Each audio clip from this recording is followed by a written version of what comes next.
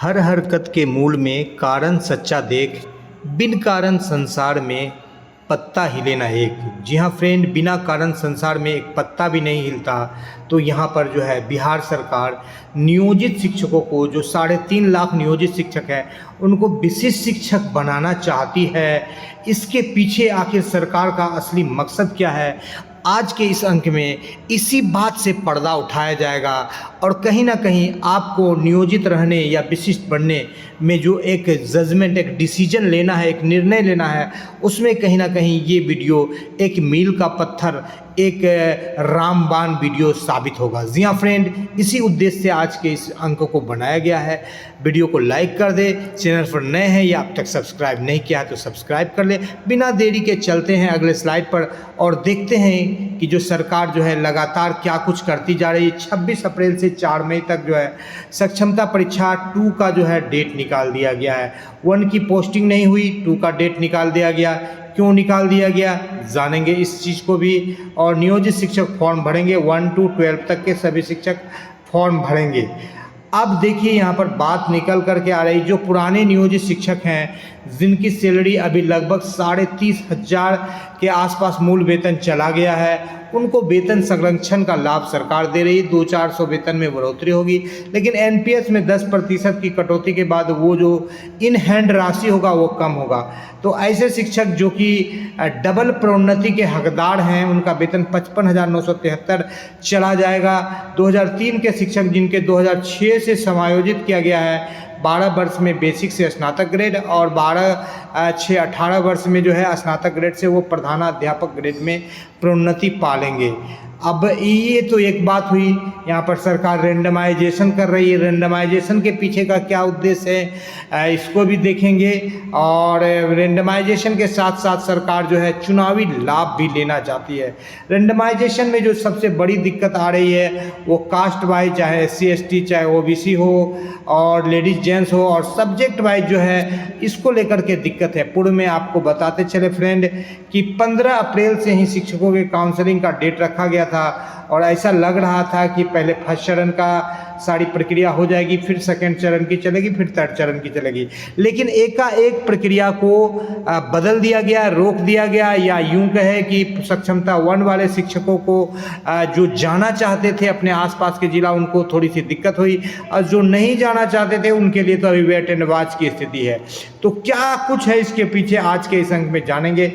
पहले ये जान लीजिए कि नियोजित शिक्षकों को फिटमेंट मैट्रिक के हिसाब से मिलेगी सैलरी। तो यहाँ पर जो फिटमेंट मैट्रिक्स के हिसाब से जो सैलरी दी जा रही है वो बस आपको वेतन संरक्षण मिल रहा है। यदि फिटमेंट मैट्रिक्स के हिसाब से सैलरी मिलती तो सारे के सारे नियोजित शिक्षक जो है विशिष्ट शिक्षक बन जाते। सरकार सिर्फ इस बात को बोलती है, सेवा निरंतरता का लाभ नहीं दे रही है। दूसरी बात है कि अभी सरकार जो है पहले चरण का ज्वाइनिंग कर लेती तो उनके सारे पत्ते खुल जाते।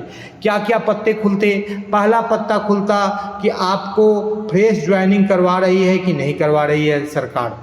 दूसरा बात खुलता कि आपको सेवा निरंतरता का लाभ तो नहीं ही दे रही है, आपको बिल्कुल वो जो आपका पुराना जो आपका ज्वाइनिंग डेट था उसको अक्षुण्ण रख रही है कि नहीं, वैकल्पिक रूप से या वैचारिक रूप से, वो आपको पता चल जाता। तीसरी बात, जो आपको प्रमोशन, जिसको कि हाईकोर्ट ने भी दिया हुआ है, जो कि आपके नियमावली में भी दर्ज है, उस प्रमोशन को अक्षुण्ण रख रही है कि उसको खा रही है सरकार। तो यही बड़ा मुद्दा है प्रमोशन का।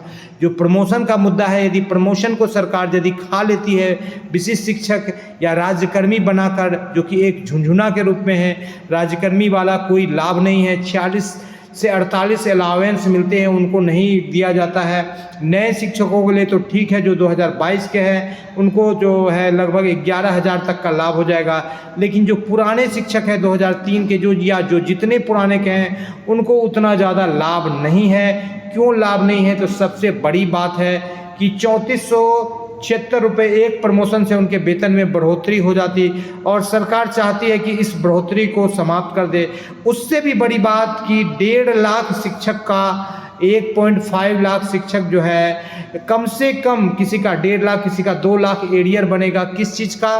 प्रमोशन का एरियर। आपको बता देते हैं, जैसे 2006 वाले शिक्षक हैं, आप देख लीजिए 2006 से उनकी ज्वाइनिंग है, 2003 में वो ज्वाइन किए थे, 2006 से उनको मानिए तो आप 18 में ही वो जो है जो है वो बेसिक ग्रेड से स्नातक ग्रेड में चले जाएंगे तो 18/6/24 6 साल का उनका एरियर बनेगा, किसी का 5 साल का बनेगा, किसी का 4 साल का बनेगा। इस तरह से 1.5 लाख शिक्षकों का जो आंकड़ा है वो एरियर बनेगा और ये एक बड़ी रकम है। 1.5 लाख शिक्षकों का 1 लाख का औसत भी एरियर माना जाए, किसी का 1.5 लाख, किसी का 2 लाख भी बनेगा, तो एक बड़ी रकम होगी। जी हाँ फ्रेंड, ये रकम जो है आपको दिखा देते हैं कि ये रकम 15 अरब होगी।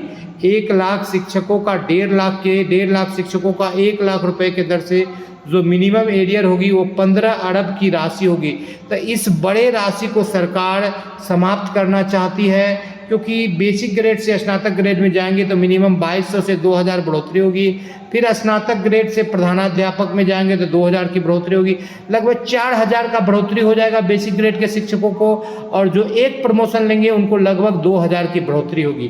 प्रमोशन का रास्ता बिल्कुल साफ है, लेकिन ये रास्ता विशिष्ट शिक्षक के होते हुए नहीं जाता है। यदि आप विशिष्ट शिक्षक बन जाते हैं तो आपको प्रमोशन का लाभ नहीं मिलेगा, ये बिल्कुल फाइनल है। तो आपको कहीं ना कहीं राज्यकर्मी बनने के लिए यदि आप अपने घर से दूर हैं, घर के नज़दीक जा रहे हैं, तो आपको प्रमोशन को छोड़ना होगा, चाहे बेसिक से स्नातक हो, चाहे स्नातक से प्रधानाध्यापक हो। 2800 का ग्रेड पे या 2400 का, इसको आप छोड़ते हैं और आप बन जाते हैं, या खूब नए शिक्षक हैं तो आप जा सकते हैं। अन्यथा पुराने शिक्षकों के लिए जो है ये बिल्कुल सांप छुछुंदर की स्थिति हो गई है, उधेड़ बुन की स्थिति में हो गई है।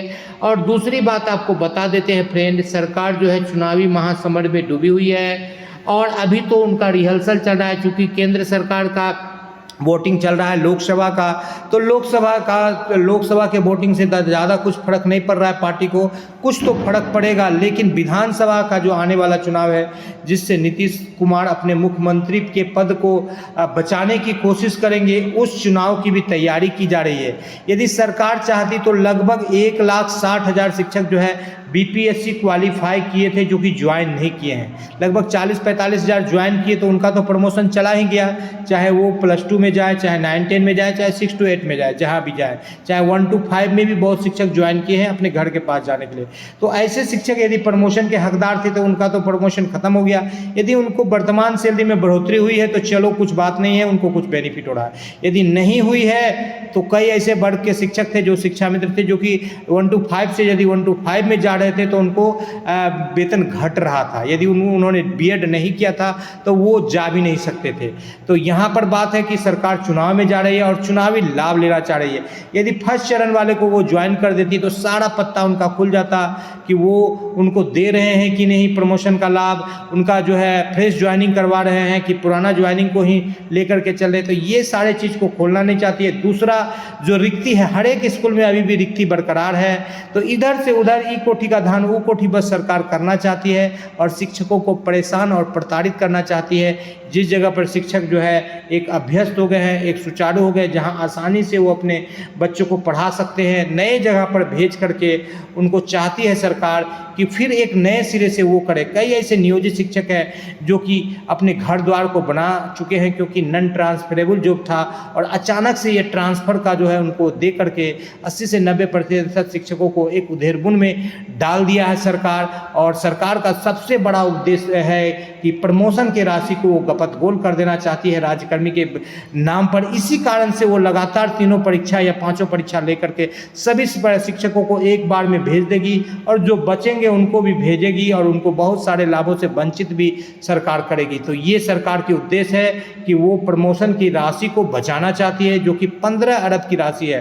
पूर्व में भी वेतन निर्धारण, वेतन संरक्षण में कई सारे राशियों को बचाया गया है और इस बार जो है ये प्रति शिक्षक जो है 1 लाख एरियर गुना 1.5 लाख, यानी कि जो 15 अरब की राशि है, इसी को बचाने के उद्देश्य से और अपना चुनावी लाभ लेने के उद्देश्य से कि हम चुनाव में जा रहे हैं, लोगों के बीच में मैसेज देने के लिए कि हमने राज्यकर्मी का दर्जा दिया शिक्षकों को, और लगातार वो पब्लिक के बीच में रहने के लिए लगातार परीक्षा का शगुफा छोड़ते रहती है, कभी सक्षमता परीक्षा के नाम पर, कभी बीपीएससी टीआरई 1-2 के नाम पर। ये सब सरकार का दिखावा है, जिसका सिर्फ और सिर्फ चुनावी लाभ लेने का उसका उद्देश्य है। लेकिन मुख्य उद्देश्य है जो पुराने शिक्षक हैं उनके 15 अरब के जो है एरियर को खा लेने का उनका उद्देश्य है।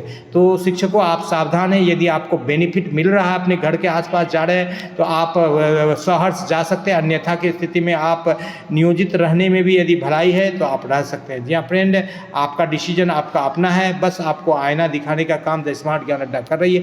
वीडियो पसंद आ रहा है तो लाइक कर दे, चैनल पर नए हैं या अब तक सब्सक्राइब नहीं किया है तो सब्सक्राइब कर ले। द स्मार्ट ज्ञान अड्डा आपका अपना चैनल है साथियों, जो आपके जरूर इसकी कामना करता है।